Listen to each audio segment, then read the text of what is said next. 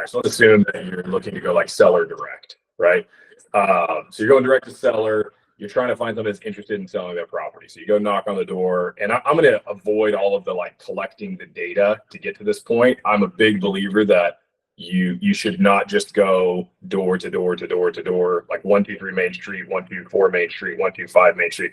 I never did that, even in solar and other industries where that was more common. I was a big believer in let's spend a day collecting data that identifies property owners that our value proposition speaks the best to. And then I'll just go hit those doors, even if I have to drive from one to the next, to the next, to the next. That I found was much better than just going door to door to door to door. So obviously there's a lot of data out there that will identify, sellers that are more likely, let's say, to be interested in selling their property. So I'm not going to get into all that, but I definitely am a big believer that you should do that. So first step is once you've done that, and now you're gonna go knock on these doors. Before you do anything, you have to make sure that the goal that you set is correct. So my goal was always never to get a sale at the door. I never thought, even though like that's our instinct is to think about, okay, my end goal is to get this deal done, right? Like that's how I get paid. So we correlate how we get paid to the objective, but I think that's a big miss. The objective at the door is typically just to get an appointment, right? So you're trying to create enough curiosity, enough interest to where you can get a follow-up appointment, because realistically, nobody is going to just see you at the door for the first time, not know who you are, not have any background or history about what you do or why they should talk to you, and then just say, yeah, come on in, like, let's get this deal done right now. Like, that's just an unrealistic goal. So don't make that your goal. Have a realistic door goal. And I think a great one is just, let's get an appointment scheduled. Okay. And the point 3 here, the interaction needs to align with that door goal. When you're at the door and you're having a conversation, all of your body language, the words that you choose, all need to correlate with the goal of, in this case, let's say getting an appointment. So I'll give you an example. If I go knock at a door and my goal is to see if this seller is willing to sell me their property, right? If I use language like, hey, so are you interested in, having someone give you a price on the property to show you how much money you could get, or like how much equity you could realize? If I use language like that, because my goal in my mind is to get this person to sell me the property, it's too easy for the defense and the wall to get built up by the prospect. And now it doesn't get me anywhere. So again, if my goal is pivoted to just an appointment, all of my language at the door is just going to be about creating curiosity. So I might ask questions like, have you considered moving anywhere else, or is this like the final resting place for you?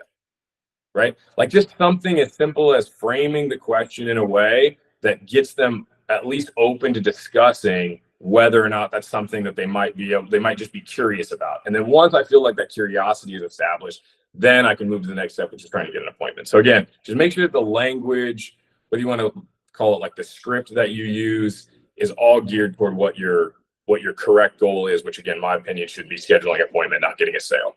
You're gonna flip to the next one, Matt. Next one is mindset. So I don't need to go on a long lecture about the importance of mindset. I'm sure all of you guys have thumbed through enough TikTok videos about the importance of mindset, but really mindset is key. Like, it is very intimidating to go to a random door. And I've trained and been around a lot of salespeople that have wild confidence about themselves. And even those folks, when it comes down to walking up to a random door and knocking on the door to have a conversation, there still is some jitters. Like, I gave my background, and I'd be lying if I said that when I go up at the door, there's not some internal little nervous energy that'll start to try to sprout its ugly head, right? But like, you really have to do your best to not concern yourself with the outcome at all. Like, don't worry about the outcome. Don't worry about if they slam the door in your face, or if they tell you no, or if they tell you yes. Like, don't get concerned about any of that. It's all about just believing that the value and the value proposition is worth their time. Like, the message that you have, these people need to hear, right? If I really believe that, hey, I've got a message that this person behind this door really should hear, regardless of whether or not they do anything with me. Like they really need to hear what I have to tell them. As long as I believe that and I have a wild level of confidence going into that, like that's the mind frame that you need to have. I'll give you a quick example. Before I got into door knocking, I did telemarketing. Okay. And I would say telemarketing is probably one of those things just as tough as door knocking. And what we were doing is we were selling kind of business to business services over the phone. And just to give you a point of reference, each agent in the company made between 300 and 330 calls, outbound calls a day. So we were doing 300 to 330 outbound calls a day. Those are kind of rough metrics. Absolute animals, like the best of the best in the organization would get 3 deals a day. So if you were the best of the best, you were getting a 99% rejection rate. If you got rejected 99% of the time, you were an absolute savage, right? Like you were a phenom. And a lot of people would get 0 in a day, right?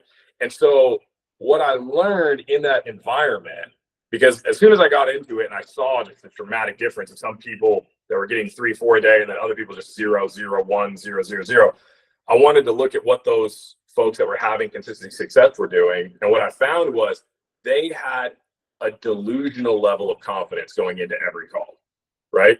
And I mean, it was the equivalent of, you know, logically that even the best in that industry were getting rejected 99 out of 100 times. And even though you know that that data is true, that's correct, they still had this confidence, like, I will bet you every dollar I have in my wallet right now that this next call is going to be a yes. Like I'll bet you everything I got.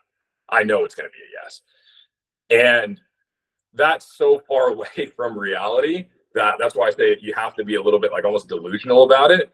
But what occurred was when somebody had that level of confidence, when the prospect was on the fence and they were a maybe, that level of confidence pushed them over into a yes. Whereas the other agent on the phone who didn't have that wild level of confidence, when they had a prospect on the phone that was in the middle, they wouldn't get them over. And that's why I would say a no. That's all it boiled down to. It just boiled down to this delusional level of belief. I almost call it like a degenerate gambler mentality, right?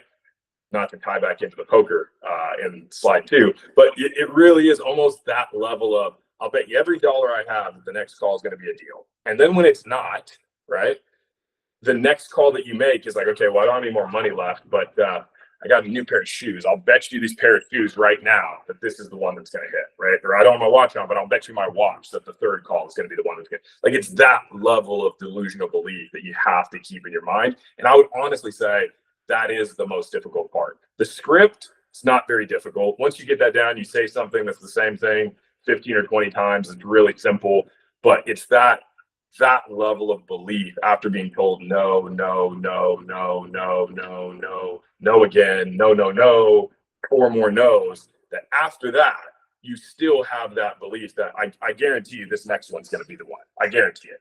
Like, that's the hardest part. But if you can get that into your head, if you can somehow like trick your brain, it's the cheat code.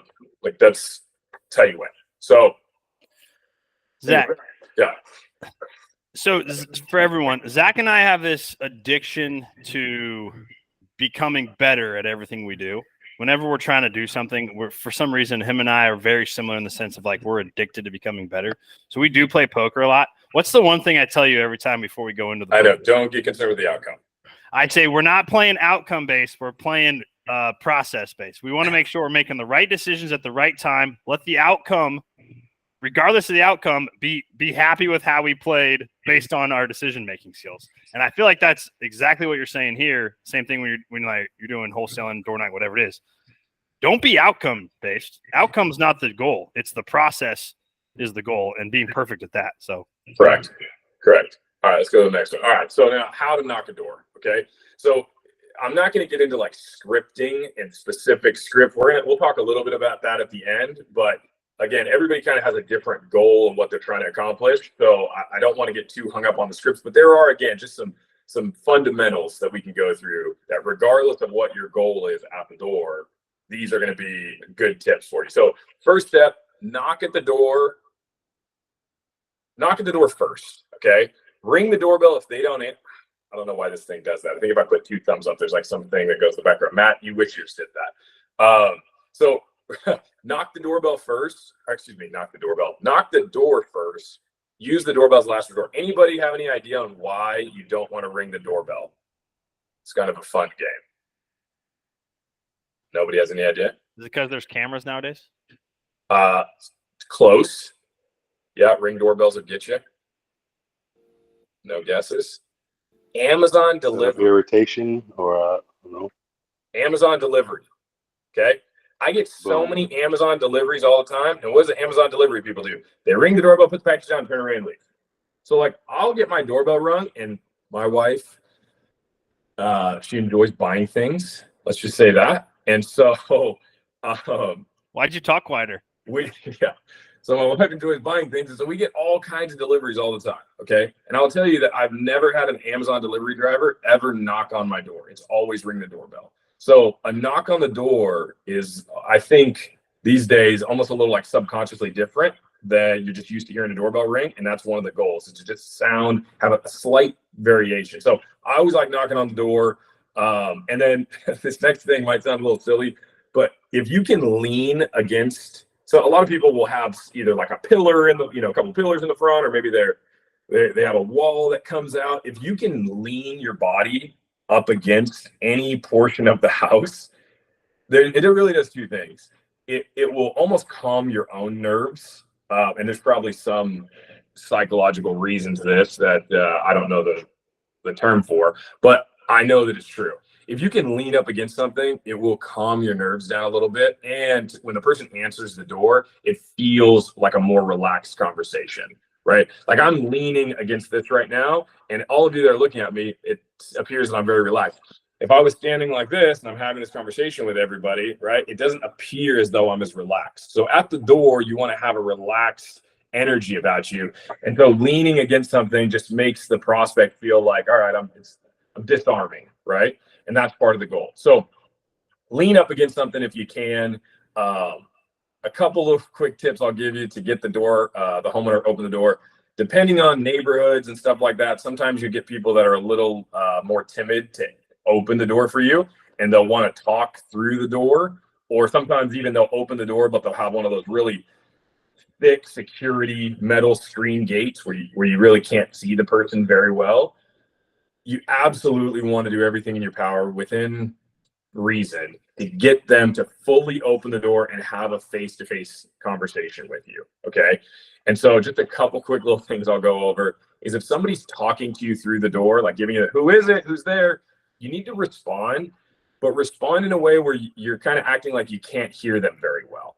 Right. And so if somebody says like, who is it? I'll say, I'm sorry, what was that? Right. Even if I can hear them perfect, I'll still say, I'm sorry, what was that? And then I'll say, oh, my name's Zach. I sent you some stuff in the mail. I say that one more time, right? Because people get frustrated. And once they realize that, like, all right, this guy's not going to do anything crazy, then they'll open the door, because they'll want to just either get you off the door or finish the conversation. So make it a little difficult for them if they don't want to open the door to have the conversation with you that way. Another little kind of trick is on those security screen gates. This might sound silly, but I guarantee you it works. If somebody opens the door and they have a really thick security screen gate, if I know they're standing on the right side of the doorway, I will intentionally look to the left side of the doorway. I will face myself to the opposite direction of where they are, because it's so awkward for them. It's so awkward to have somebody at your door that's like looking away from you and like talking this way when your face is here, that they will open the security screen door, and then you're like, oh, sorry about that, I couldn't see it. So anyway, and then I can just keep going. And it's just a little something small, but that kind of stuff will help get the door open. And then once the door is fully open, that's how you can have the best little conversation. So just little stuff like that, keep that in your mind. Always keep at least 10 to 12 feet from the door. Nobody wants to answer the door when somebody is like right up. As soon as they open the door, you're gonna be right in front of them. Okay, so again, it's just creating that energy and that environment of disarming, easy. And so I'll knock the door. I'll take probably 3 or 4 big steps, big paces back from the door, and I'll do my best to lean up against something to just create a casual environment for discussion. Any questions on any of that? Pretty straightforward stuff. Fire the next one. Okay.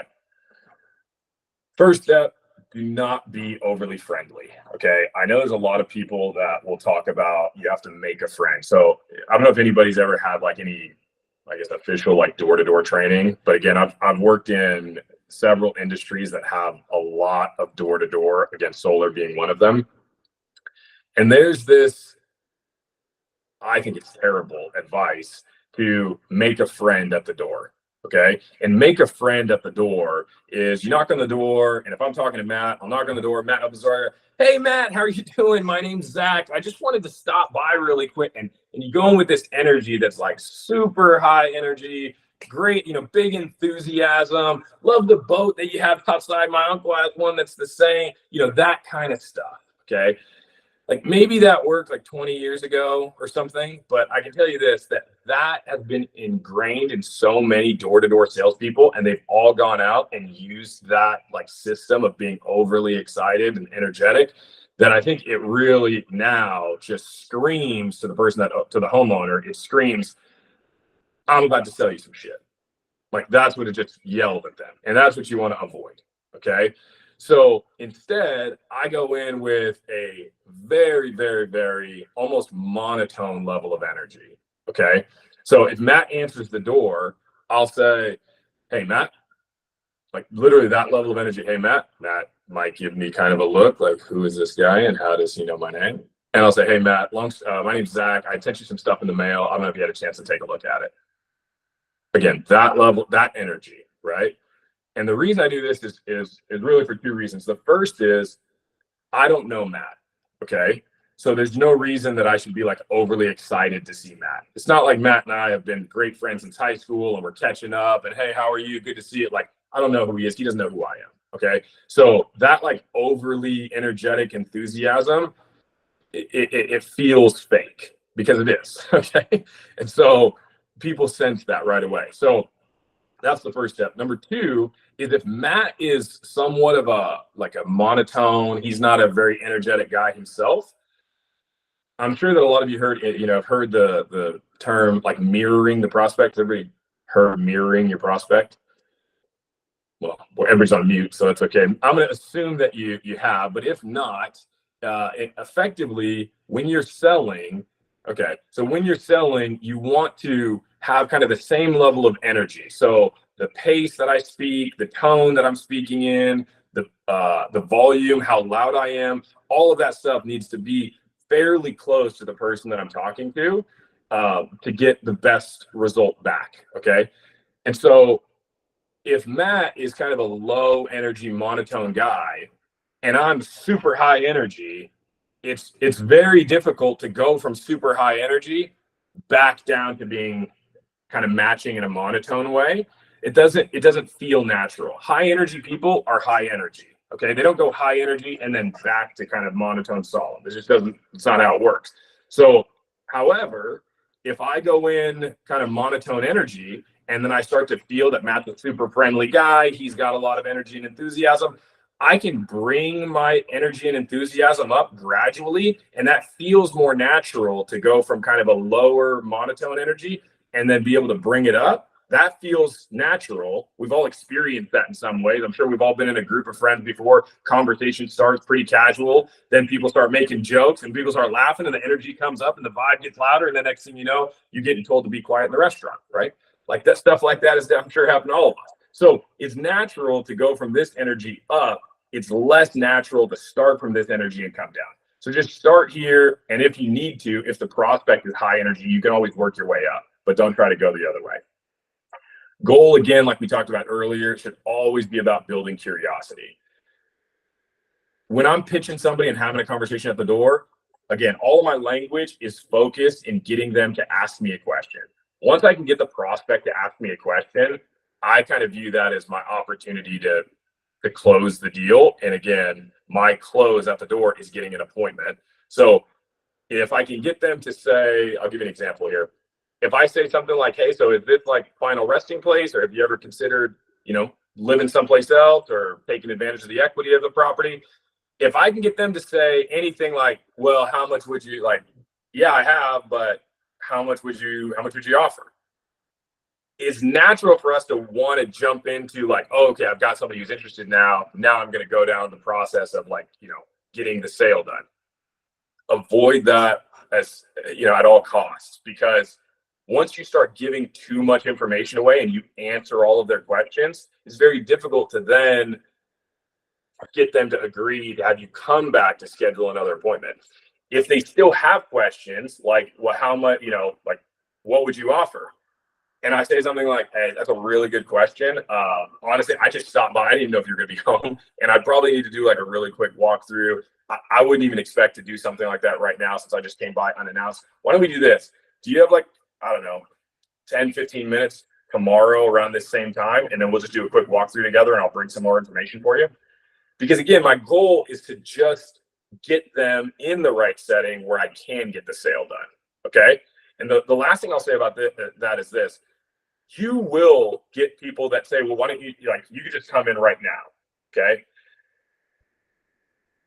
That's a difficult one because it's still very unlikely that on the first interaction you have with someone, even if they allow you to come into their house, that on the first interaction, they will fully execute with you whatever it is that you need executed. Okay. It's very difficult for that to happen on the initial interaction. It's much more realistic that that will take place on the second interaction. Because when I show up for a second time, just the fact that we're seeing each other twice, I've already introduced myself, that whole piece of it is gone. And now we're following up like the setting is right. Okay. And so in solar, I'll give you an example here. I would have a lot of guys that would go in, leverage that opportunity to get in the house on the first, let's say, door knock, get into the property, even get the document signed.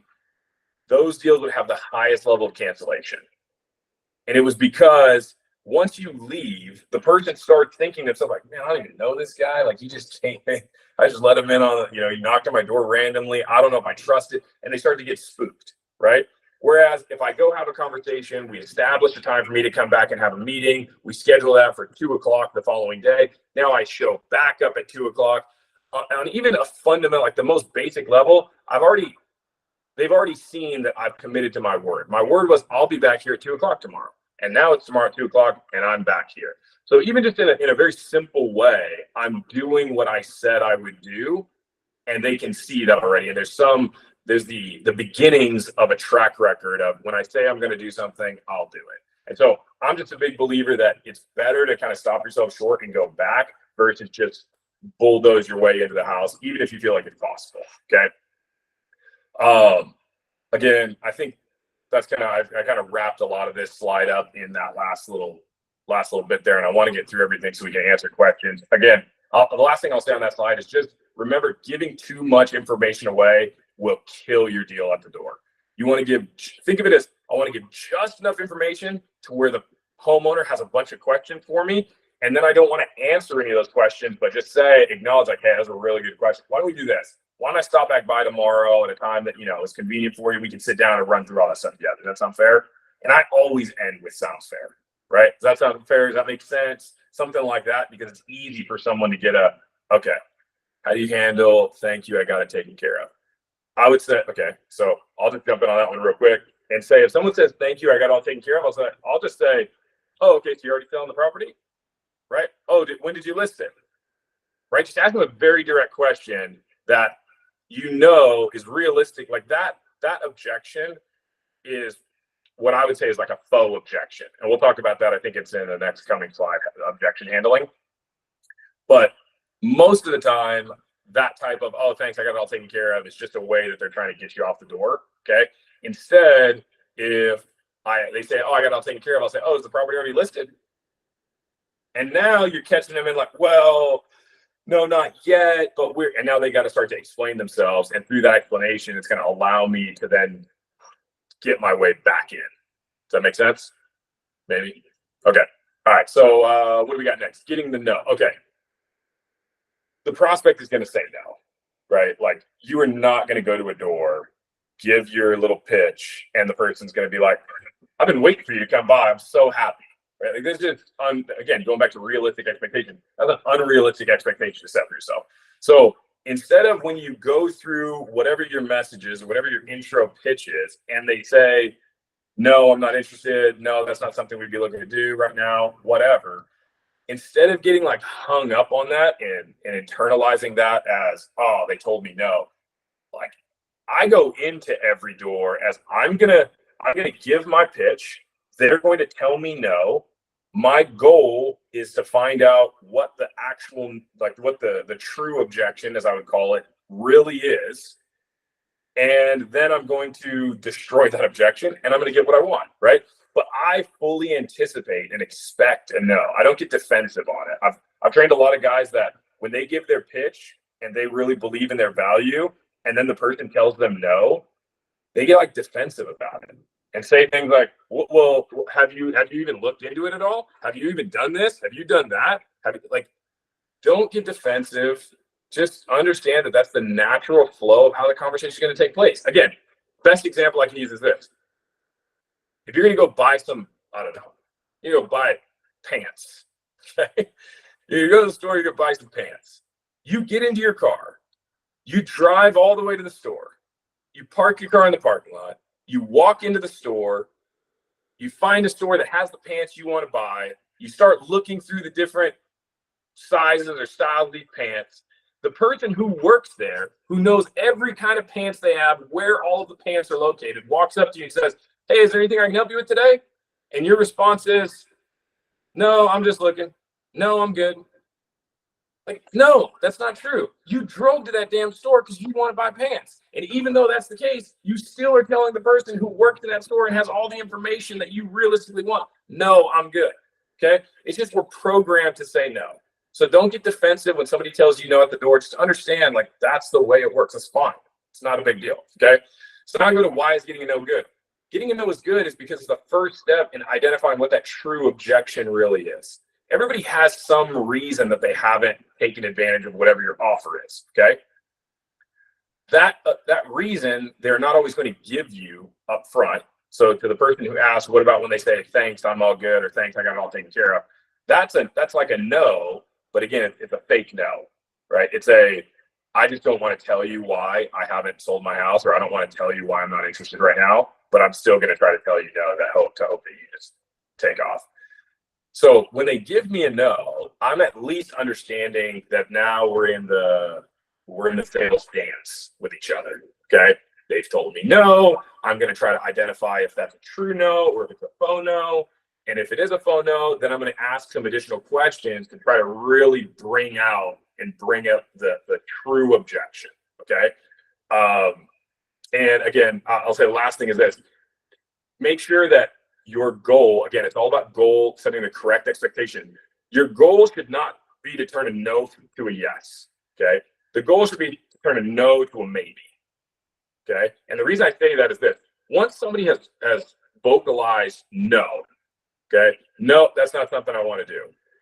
Even if you give them a phenomenal rebuttal, okay, it's the best rebuttal in the history of all rebuttals, and it just destroys their objection and makes it crystal clear why they should accept whatever it is that you're offering.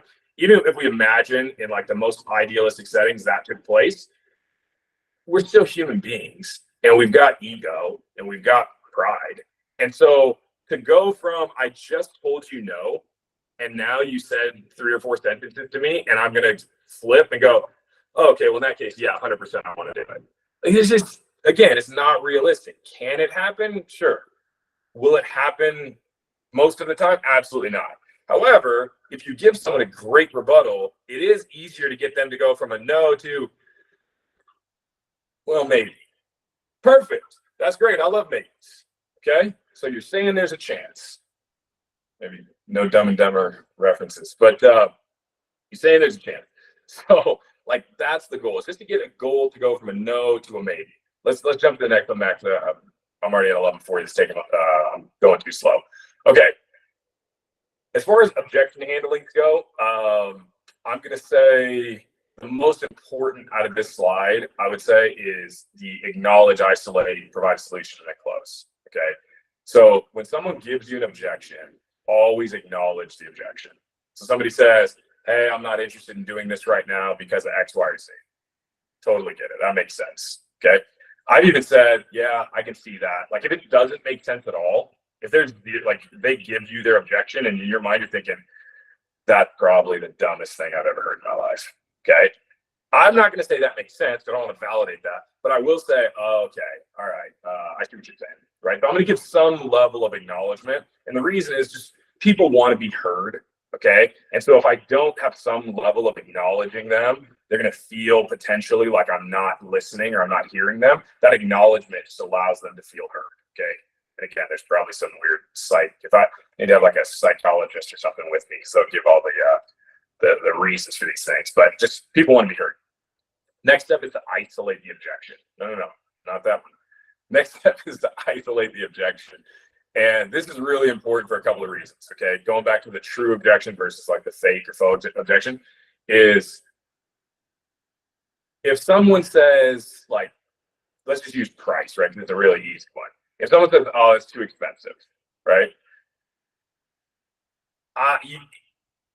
You have to make sure that you don't fall into the trap of kind of rebuttaling on whatever the objection they gave, even though you're going to want to, because it's too easy for that person to once you've handled that to go, oh well, there's also this thing over here too, right? And if that's the case, now you're jumping around and kind of all over, right?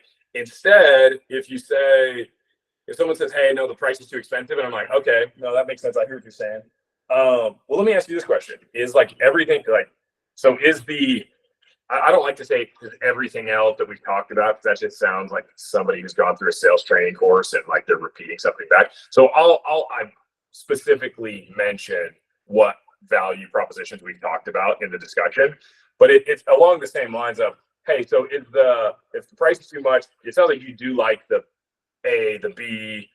I'm not sure about the C. Do you like the C too, or is the C not too big for you, right? Like I want to incorporate that dialogue, and then if they say no, like A, B, and C are all good. Honestly, it's just price. Okay. So I'm going to take it another step and say, so let me ask you this. So like if it was free, okay, if it was free, you would absolutely do it. There's no other reason why you wouldn't do it. And then you have to shut up, because you will be shocked how when you give something that's that clear, then somebody says like, well, I also would have to talk to my wife even if it was free. Oh, okay. So the real objection is you got to talk to your wife. It's not about price. You got to talk to your wife. That's the true objection, right? Like, so you got to draw that out. I did a real estate course on this for some real estate agents, and we were talking about price in the sense of like the property. So buyer's agent goes in, they're looking at a property together. The person goes, yeah, I really like it, but it's just a little too expensive. Okay. So all the agents were giving all these strategies on how they can, negotiate to bring the cost of the house down. Okay. Everybody starts going that route because that's the information that the buyer gave to them. But if you isolate that objection and you go through that process, you'd be shocked how many times that you said, hey, so if the first price is $700, if we were able to get the seller to do it for the $625, like you talked about, like, are you ready to write the offer right now? Like, are you ready to full steam $625 if I can get it for that? And you'd be shocked how many people go, well, the other thing is the backyard is really a lot smaller than what we want.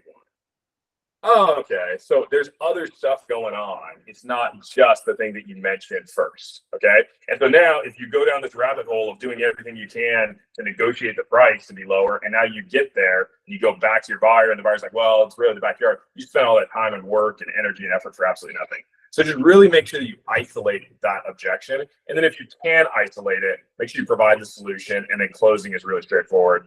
It's an assumptive, everything is an assumptive close, right? And I don't need to go into all that because I'm sure you guys are all familiar with how to assume the close, and just, you don't need to say, expect to hear a yes from them. If they don't say no, I'll take that as a yes, right? And that's kind of the level of close. So I only got 5 minutes left. I think that was our last slide. I wanted to give a couple minutes at least left for any questions anybody has. So if anybody has any questions, please fire away. Yeah, real quick. I forgot to give my disclaimer in the beginning. So everyone here is busy, including Zach, including myself. If you guys aren't efficient with your time, I think you're making huge mistakes. There's a lot of ways you can be efficient. using other people as resources and using other resources. I created these slides in 3 minutes using slidesai.io. So if you see a weird looking picture like this and you got a guy's weird face in the corner, that's because the slide was created by AO, and I did it in 3 minutes with Zach's little like Word document. So Zach didn't create this. If it's messed up, I created it, but I did it very quickly. So anyway, Zach, we had one question on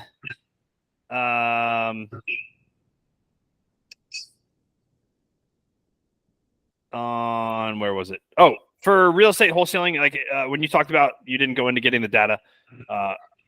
If you were to do it for wholesaling, are you mapping out your door knocking based on potential pain points for the seller, or what are you thinking? Yeah, I mean, again, so like I'm not like a wholesaler specifically. I do a lot of real estate investing. Wholesaling is not something that I actively do, but I would imagine I'd try to identify using like Property Radar or something similar, like trying to find people that have a high equity position. Maybe they're a couple of months behind on their mortgage. I would probably look at knocking pre-foreclosure, notice of default status, things like that, because the idea is that if somebody's in notice of default status and they have a strong equity position, I don't know what is going on, obviously, but I know that something's going on, right? And so I can go in and try to identify that as a potential, conversation to be had.